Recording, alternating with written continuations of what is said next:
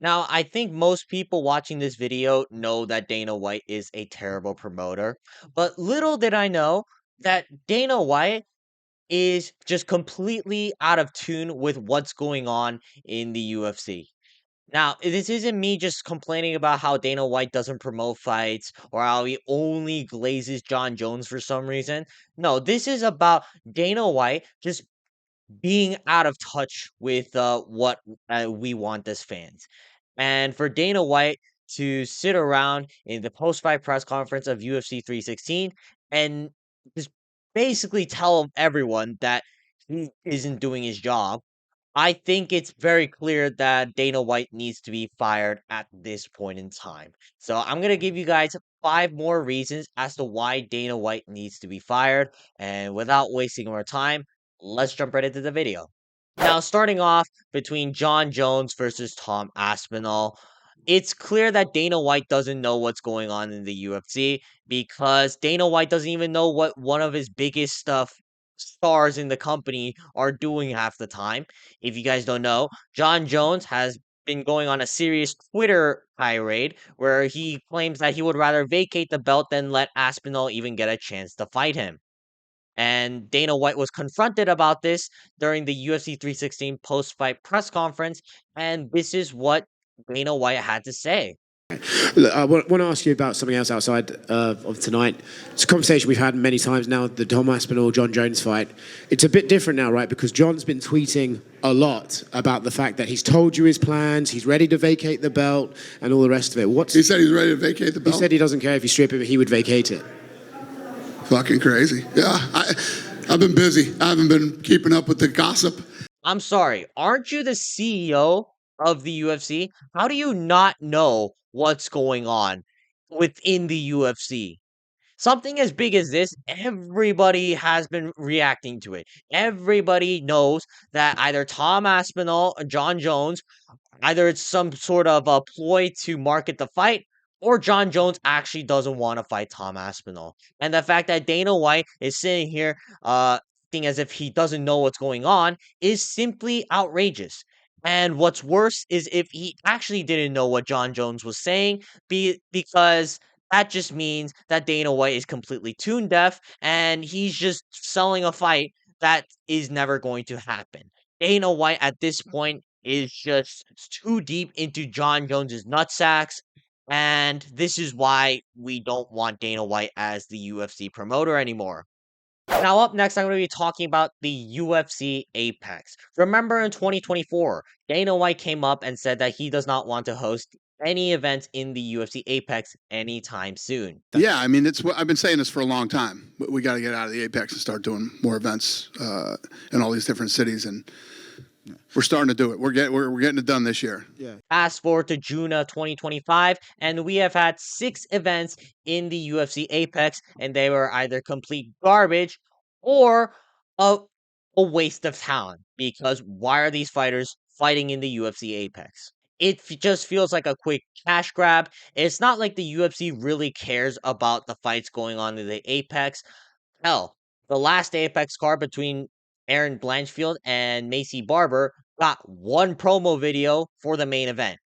Now, if Dana White came out and said that he wants to improve on the Apex, then sure, I don't see why we need to get rid of it. But Dana White's not even doing that.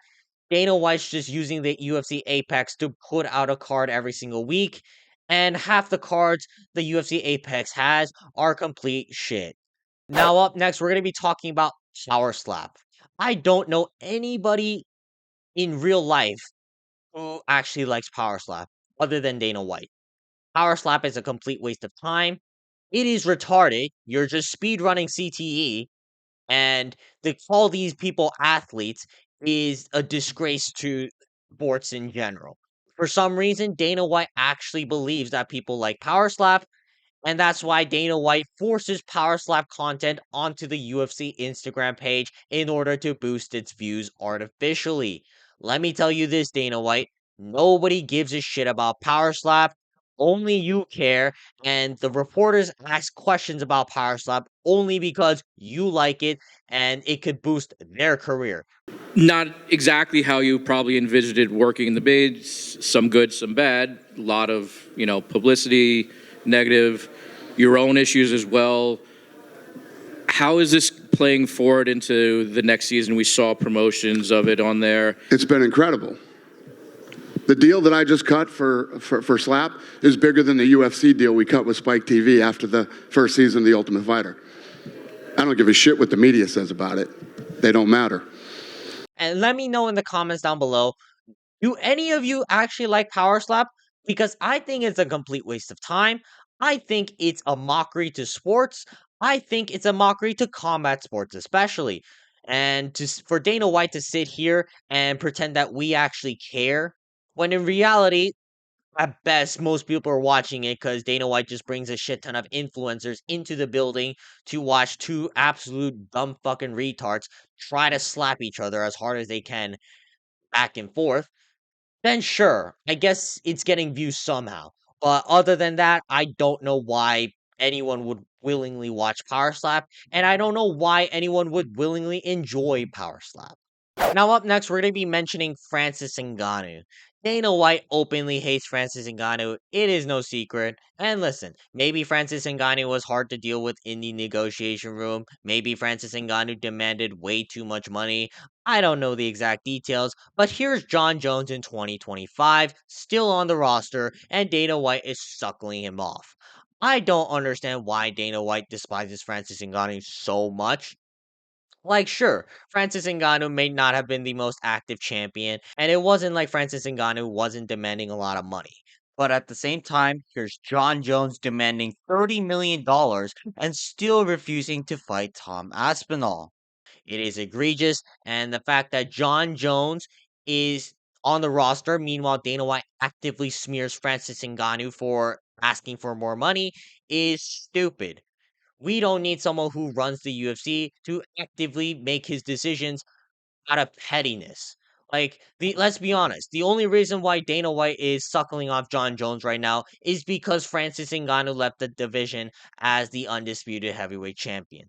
If Francis Ngannou was still in the UFC, we all know what Dana White would be saying about John Jones. Ask you what appeals next, right? Because Stipe, we talked about it, greatest of all time. We said if he loses, he'd probably deserve a rematch, but man, the idea of a John Jones fight seems awfully exciting right now. And John came out, tweeted, said, "Show me the money." What appeals to you most? Because it seems like that would be an amazing super fight. If I'm John Jones and I'm home watching this fight, I start moving to 85.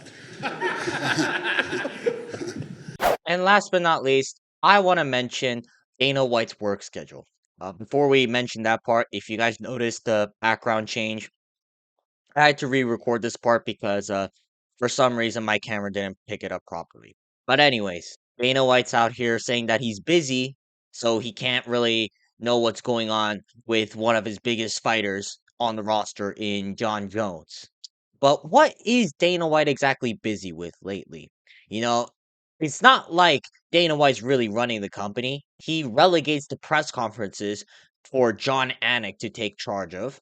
And it's not like Dana White is showing up to every single post-fight press conference. Hell, UFC 315, Dana White didn't even bother to show up, and we got his response on about Jack Della Maddalena beating Bilal Muhammad much later.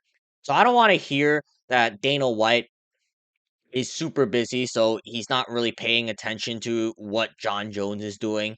As the CEO of the UFC, what could be possibly more important than making John Jones versus Tom Aspinall happen?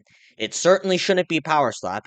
It certainly shouldn't be Turkey Al Sheikh and Riyadh season, and it definitely shouldn't be anything else. Dana White is actively doing other things while being the president of the UFC. And when you're actively doing other things, you're just not all in on promoting fighters in the UFC.